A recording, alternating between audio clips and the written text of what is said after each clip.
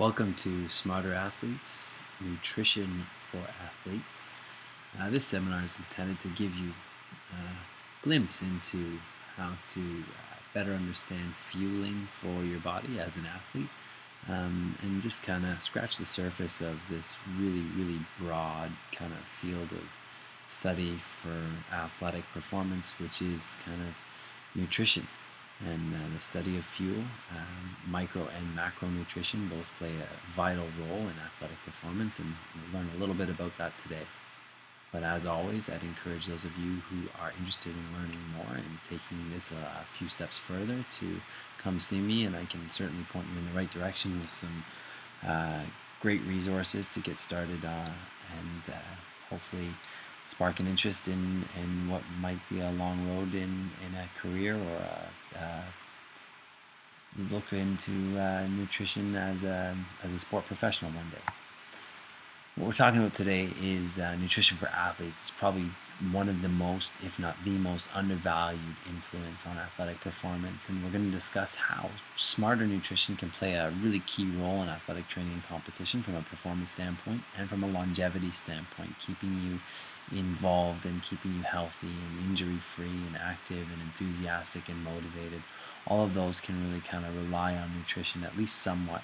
All right, and a big part of all of this is nutrient timing. So not necessarily just what you eat. A lot of us can certainly say that we eat pretty well, we eat healthy, but as an athlete on a pretty hectic schedule, it's also a lot more about when we are taking in the nutrients that we are choosing to use as fuel. So we will discuss that today as well.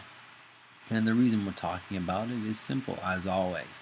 Nutrition plays such a vital role in sustained energy, and that's something that as athletes we should all be interested in. Athletes who are optimally fueled perform optimally, and it is that simple.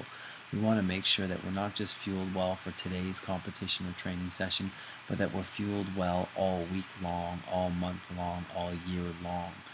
It's one of the best ways to kind of prevent burnout and to kind of run on this continuous cycle of higher energy and good motivation to train. So the scientific study of sport nutrition is always evolving, and that's a really important thing to recognize too.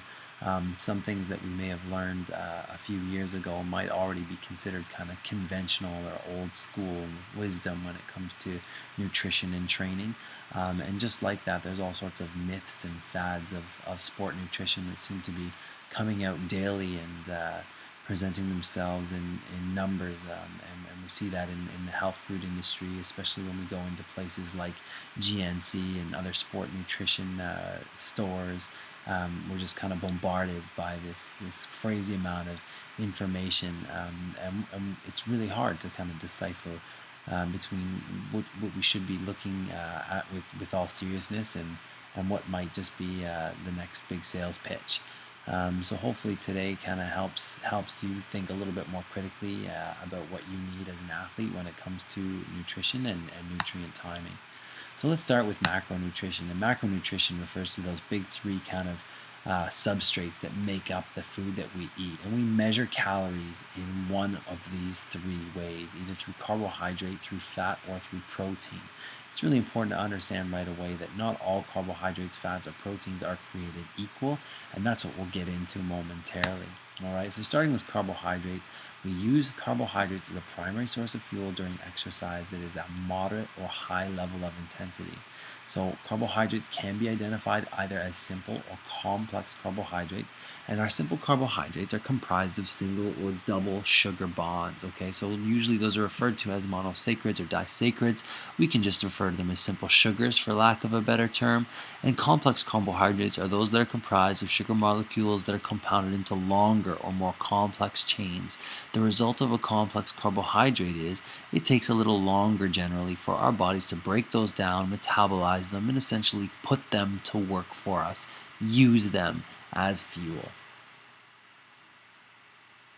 So when we talk about carbohydrates, often you'll hear people talk about fast versus slow. So the idea of a fast or slow carbohydrate generally refers to the speed at which it can be broken down and put to use, And often this is interchangeable with the term glycemic index. So if that term is familiar, we're also talking about the speed of carbohydrate metabolism here.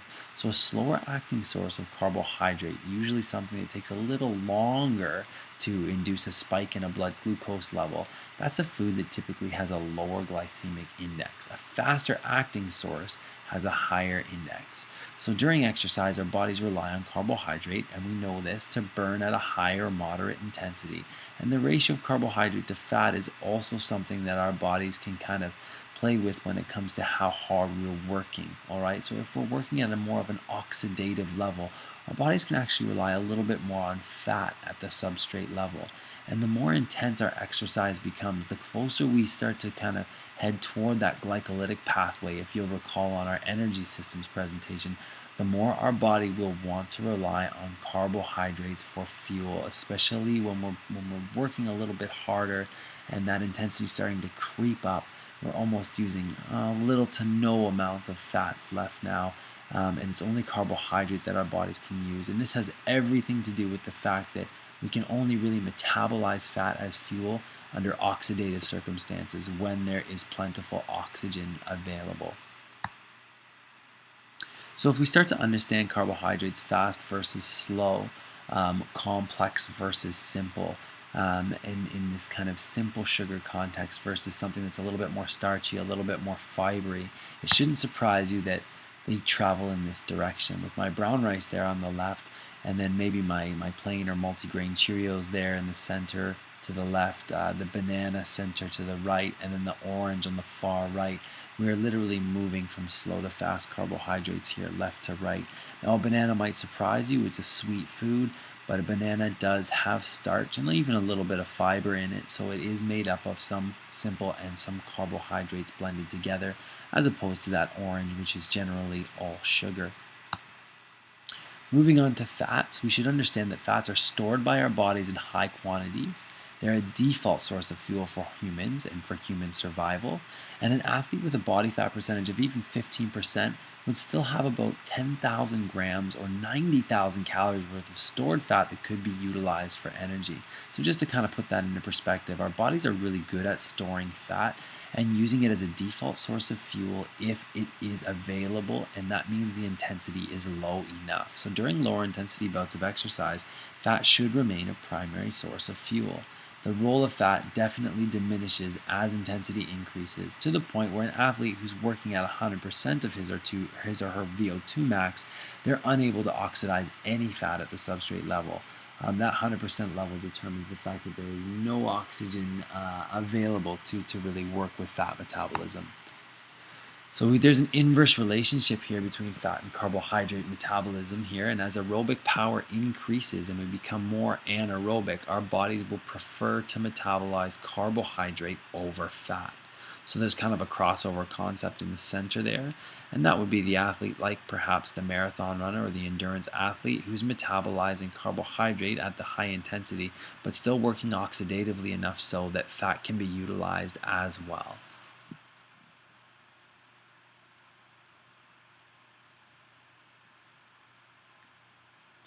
So if you're getting a good signal here from me, it's probably to eat a lot of fats. Certainly I would advocate for athletes to eat a lot of fats, especially those who spend a lot amount of time in an oxidative setting. Fats are definitely a very efficient source of fuel, and they provide a lot of energy per gram, much more than carbohydrates or proteins, at 9 calories instead of 4. However, not all fats are created equal, and this is something that we should recognize early as athletes. When we're looking for healthy sources of fats, we're looking for those that contain essential fatty acids in the form of omega-6 or 3, something familiar to most of you, I'm sure. And these sources of healthy fats are things like nuts and seeds and almonds and healthy oils, but they're certainly not necessarily your Big Macs or your highly saturated cheesy fats, deep fried foods, and the things that unfortunately we do typically gravitate toward when we're hungry and we have a bit of a junk food addiction. So when we're looking at fats, we do want to look at those higher efficiency fats, those ones that are more healthfully metabolized. If you don't have enough fat in your diet, these are some of the drawbacks. An athlete who consumes a diet that's too low in fats is definitely missing out on a higher efficiency when it comes to cellular metabolism and turnover. And that's quite literally the life cycle of the cells in your body. We want cell turnover to happen at a good rate. That means we're always being refreshed with healthy new cells that are more prepared and more willing to work well for us. Another big advantage is reduced cortisol, and if you're familiar with cortisol, that's the stress hormone, and really directly related to cortisol is reduced inflammation responses, and just a generally faster recovery time between bouts of high intensity exercise. Another great benefit to having enough fat in your diet is the ability to kind of save the hard work for the more high intensity energy system. An individual who doesn't have enough fat to metabolize will rely on glycolysis as a primary energy system, even when the intensity is generally a little bit lower. And that's simply because their body is kind of not allowing them to metabolize what little fat it might have on hand, because like I said earlier, fat is very commonly used in a survival situation as well. So if our body's not being supplied with healthy fats regularly, our system at large is going to be reluctant to metabolize fats during exercise. Optimal concentrations of free testosterone is probably one of the last benefits of having a good amount of healthy fat in your diet. You're missing out on having a good concentration of free testosterone, which, as some of us probably know already, is a key hormone in muscular growth and development. So if one of your big goals is to add muscle size and hypertrophy, you're missing out if you're not serving yourself with enough fats. Lastly, let's look at protein. And protein is a compound that can be found in every single cell in the body. So let's not confuse proteins with something else, which are the amino acids or the building blocks that are required to basically construct proteins. The amino acids that we consume in food are essential amino acids. Those are the ones that we need to take in. They cannot be produced by the body on their own. Now, there are 22 amino acids in total, but only 8 or 9, depending on the age of the human, that are deemed essential, and they need to be obtained in the diet. So when we obtain these amino acids through sources of protein, what ends up happening at the cellular level in our bodies is we construct these full, complete proteins out of these building blocks, these amino acids that we consume through nutrition, adding them to the ones that our bodies are already capable of producing. All right, so now when we consume foods that have all 8 or 9 of those essential amino acids, these are regarded as higher quality protein sources. Lower quality protein sources, unfortunately, do not have all 8 or 9 amino acids that are essential to us.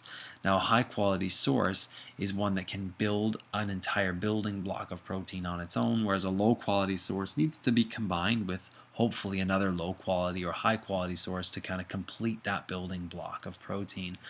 So when we're determining whether or not a source is high or low quality, the answer is actually quite simple. Higher quality sources are generally those determined from animal products. Those are meats and fish and dairy products, eggs, things like that, whereas plant-based sources of protein are generally found to be lower in quality, not containing all or 8 or 9 of those amino acids. And the simple message you should take from this is that those of you who might be on a vegetarian or vegan diet will have to try a little harder to make sure that their sources of protein are still high quality when it comes to nutrition and intake. And there's a lot of research and a lot of good information out there, and I'd encourage anybody that is on a vegan or vegetarian diet to look into what they really need to do to make sure that they're getting complete sources of high quality protein daily. It's usually something as simple as making sure that your grain and your legume based proteins are mixed together over the course of the day. Nuts and seeds are included, and we're not just relying on starchy carbohydrates with trace amounts of protein in them to kind of complete our entire protein composition. So it's not as hard as it sounds, but it is a little bit of extra work for somebody who is vegan or vegetarian, and especially an athlete looking to consume a higher amount of protein. So the role of protein for the athlete is, of course, to kind of resynthesize, rebuild, and repair damaged muscle fiber, and of course build new muscle as well. And the recommended daily intake of protein for young athletes is usually between 1.5 and 2 grams per kilogram of body mass per day.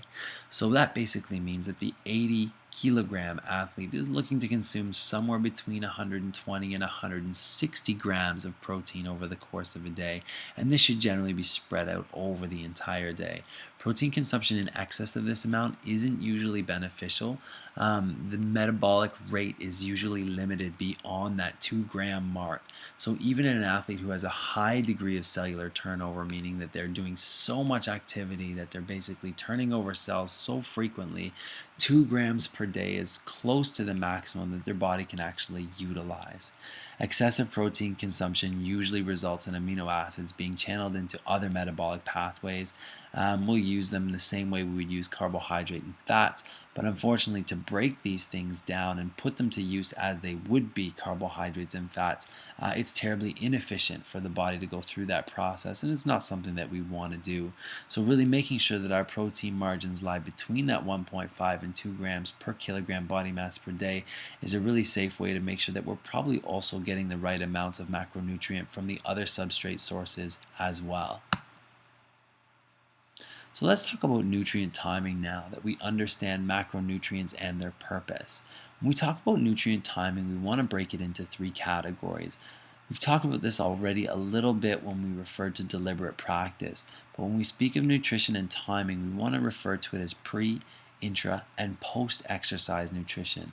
So we should recognize pre-exercise nutrition as the pre-competition or pre-training nutrition that refers to everything that happens between 2 hours and 15 minutes before training or competition start.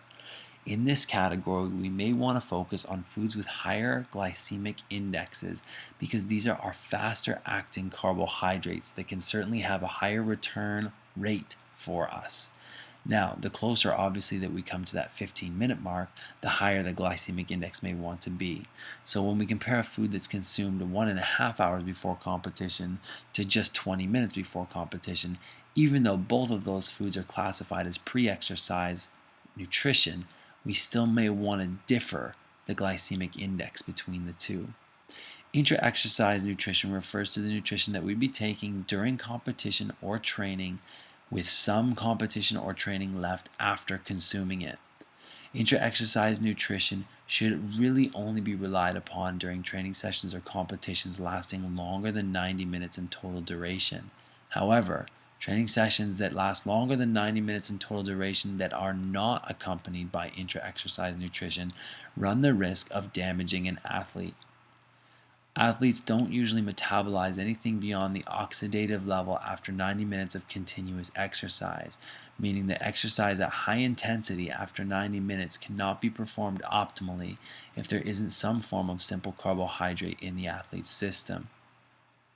Post-exercise nutrition refers to everything that happens immediately after exercise finishes and around the 2-hour mark. Once again, if you'll look back to our deliberate practice presentation, you'll recall seeing a couple charts and graphs referring to post-exercise nutrition and uptake of glucose and insulin. During the post-exercise period, there's a window of opportunity for elevated uptake of glucose and insulin around 45 minutes post-exercise. Once again, for athletes that are finishing workouts and then following up with classes or long commutes home to their house without having any post-exercise nutrition run the risk of damaging themselves and not being optimally fueled for a subsequent training session.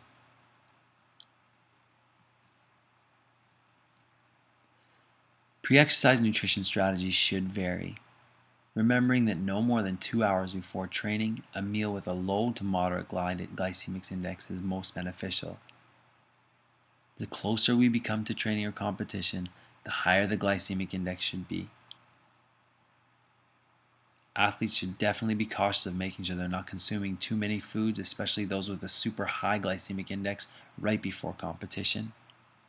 Foods with extremely high glycemic indexes tend to cause spikes in blood sugar and then immediate crashes and downfalls. For athletes planning to experience an extended period of competition, this is certainly not a beneficial thing. inside of exercise, remembering that anything less than 60 minutes especially, and generally 90 minutes, there's no real benefit to using intra-exercise nutrition. However, any coaches running practice sessions, training sessions, or expecting high level of volume competitions from athletes running around 90 minutes should make sure that there is nutrition breaks and opportunities for athletes to have intra-exercise nutrition. Lastly, post-exercise nutrition over the course of the 2 hours that follow a training session should have about a protein to carbohydrates ratio of 1 to 4. So that's 4 grams carbohydrate per 1 gram protein consumed. This is a great ratio that's kind of proven itself to be pretty universal when it comes to post-exercise nutrition and uptake of glucose and insulin.